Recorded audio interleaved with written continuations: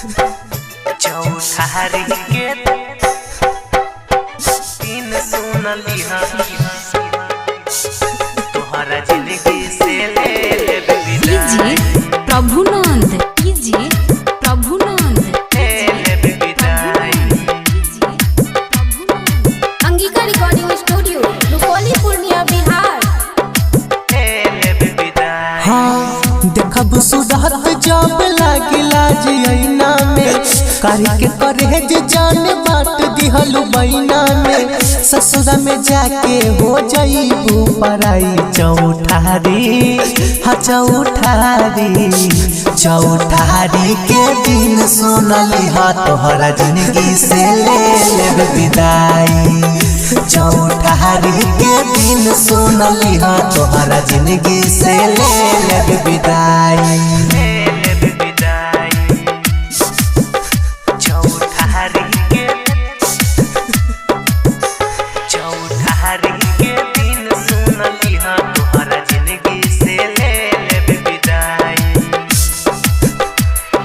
कीजिए प्रभुनंद, कीजिए प्रभुनंद, कीजिए प्रभुनंद। फुलवा पे भवरा बनी खिलत रहे बगिया चली जेबू ससुरा लगा के दिल में आ गया। फुलवा पे भवरा बनी खिलत रहे बगिया चली जेबू ससुरा लगा के दिल में आ गया। रहिया तू खुश अपना पियावा के पाके जब शमशान कहियो आइब नाही झाके नहीं रहला भले होई हसाई चौठारी हाँ चौठारी के दिन सोनली हा तोहरा जिंदगी से ले लेब विदाई।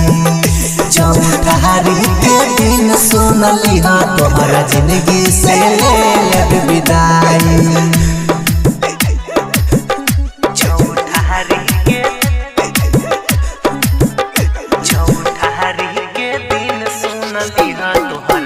कीजिए प्रभुनंद, कीजिए प्रभुनंद,